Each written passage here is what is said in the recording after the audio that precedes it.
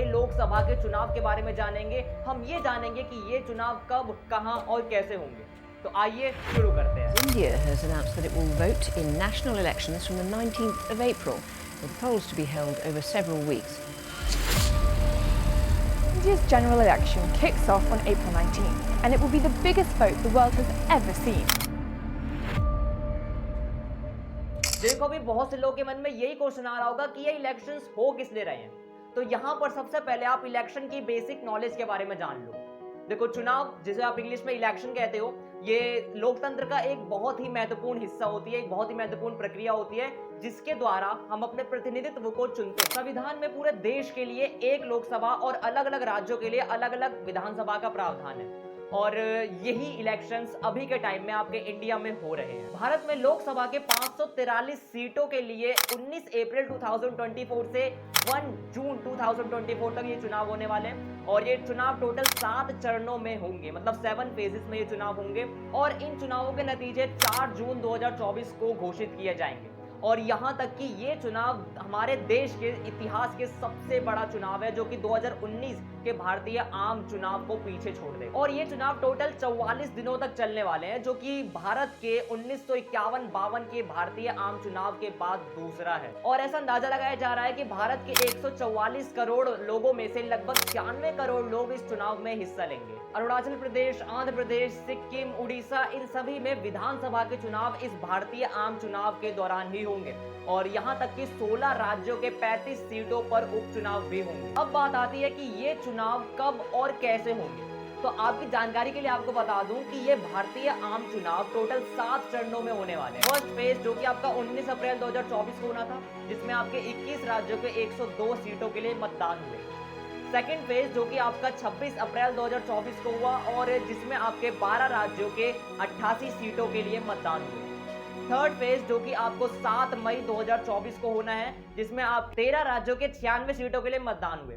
Fourth phase जो कि आपका 13 मई 2024 को होगा, जिसमें आपके 10 राज्यों के 96 सीटों के लिए मतदान होंगे। फिफ्थ फेज जो कि आपका 20 मई 2024 को होना है, जिसमें आपके 8 राज्यों के 49 सीटों के लिए मतदान होंगे।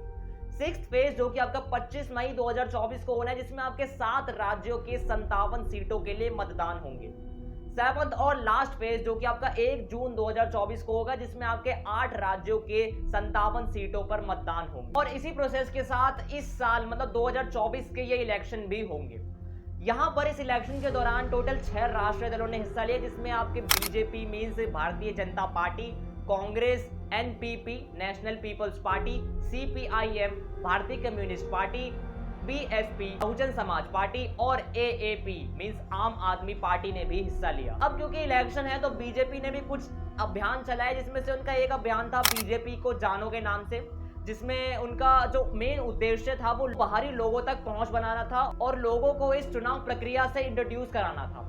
और इस चीज के लिए बीजेपी के अध्यक्ष जेपी नड्डा ने 13 देशों के दूतों से भी मुलाकात की। अब ऐसा तो नहीं है कि हर कोई वोट दे सकता है, हर किसी को वोट देने का अधिकार होता है। यहाँ पर कुछ कंडीशंस होती है जिसके बगैर आप वोट नहीं दे सकते।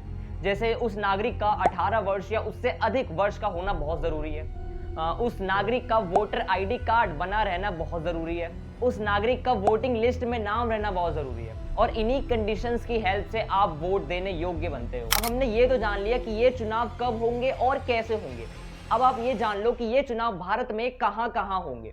तो जैसे कि मैंने वीडियो के स्टार्टिंग में बताया था कि हमारे भारतीय संविधान में देश की एक लोकसभा होती है और अलग अलग राज्यों की अलग अलग विधानसभा होती है। और मैंने ये भी आपको बताया था कि ये जो इस साल 2024 में जो इलेक्शंस हो रहे हैं ना, ये लोकसभा की सीटों के लिए हो रहे हैं। और जहां पर बात आती है देश की एक सरकार की, तो वहां पर पूरे देश को इन्वॉल्व रहना कंपलसरी है।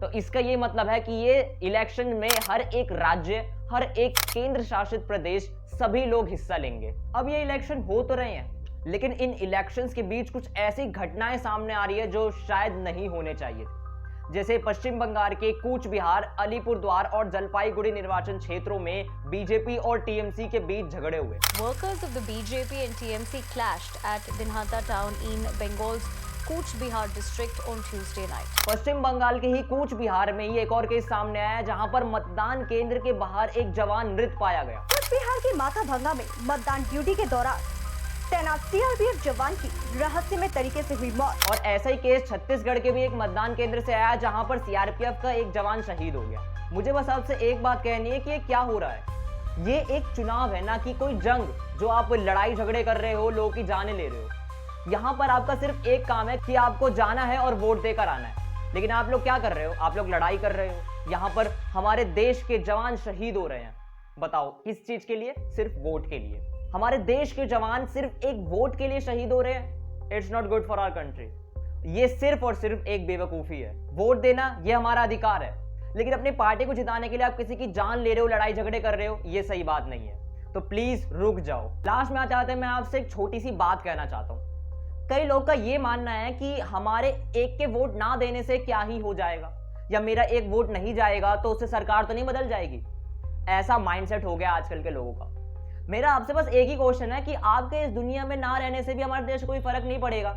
बुरा मत मानना, लेकिन ये एक बस एक एग्जांपल है कि जैसे आप जी रहे हो क्योंकि आप जीना चाहते हो, वैसे ही आप वोट देते हो क्योंकि वो आपका एक वोट आपकी पार्टी आपसे चाहती है। तो इसीलिए वोट देना जरूर जाए और हर एक वोट की अहमियत होती है, ये बात ध्यान में रखना। यहाँ पर मैं आपसे एक बात और कहूंगा कि कई लोग अपना वोट किसी के प्रेशर में आकर दे देते हैं, वरना वो किसी रिश्तेदार को या फिर अपने पेरेंट्स को उस पार्टी को वोट देते देख वो भी उसी पार्टी को वोट देते हैं। तो मेरा बस आपसे एक बात ही कहना है यहाँ पर कि अपना वोट, ये बात ध्यान रखना कि अपना वोट आपको खुद से इंडिपेंडेंटली देना है। जिस भी पार्टी को पसंद करते हो आप, जिस भी पार्टी को आप पसंद करते हो, जिसे भी आप वोट देना चाहते हो, आपको सिर्फ उसे ही वोट देना है। यहाँ पर आपको अपने पेरेंट्स के दबाव में या फिर किसी की नकल करने के पर्पज से आपको वोट नहीं देना है। यहाँ तक कि आपके पेरेंट्स या फिर आपके कोई भाई बहन भी आपसे कहे कि भाई इसे वोट दे दे या बेटा इसे वोट दे दे, इस पार्टी को वोट दे दे, फिर भी आपको उसे वोट नहीं देना है। आपको जो पार्टी पसंद है, आपको जिस भी पार्टी को वोट देना अच्छा लगे,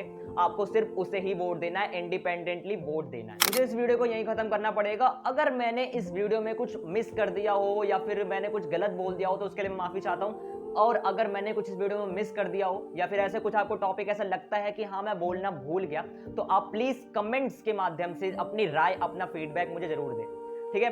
और एक चीज और कहूंगा कि जिन लोगों ने वोट दे दिया है अभी, आप लोग को बहुत बहुत बधाई, कॉन्ग्रेचुलेशंस, क्योंकि आपका एक वोट देश की सरकार के लिए बहुत इंपॉर्टेंट होता है। जैसे मैंने आपको पहले भी कहा था कि हर एक वोट की अहमियत होती है, तो इसीलिए आप लोग को बहुत बहुत बधाई। और जिन लोगों ने अभी तक वोट नहीं दिया है या फिर जो भी वोट देने जाएंगे अभी आने वाले फेजेस में जो वोट देने जाएंगे, आप लोगों को मेरे बस इतना ही कहना है कि प्लीज वोट इंडिपेंडेंटली देना। किसी के प्रेशर में आके या किसी की नकल करने के लिए बिल्कुल भी वोट मत देना। प्लीज इंडिपेंडेंटली वोट देना।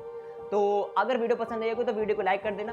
चैनल पे न्यू है तो चैनल को सब्सक्राइब कर देना। अगर ऐसे वीडियोस और चाहते हो तो प्लीज सब्सक्राइब करना बिल्कुल मत भूलिएगा। और शेयर प्लीज, मैं हर वीडियो में कहता हूँ शेयर अपने किसी एक फ्रेंड को से, लेकिन जरूर शेयर कर देना। तो धन्यवाद आप सभी का। मिलते हैं अगली वीडियो के साथ।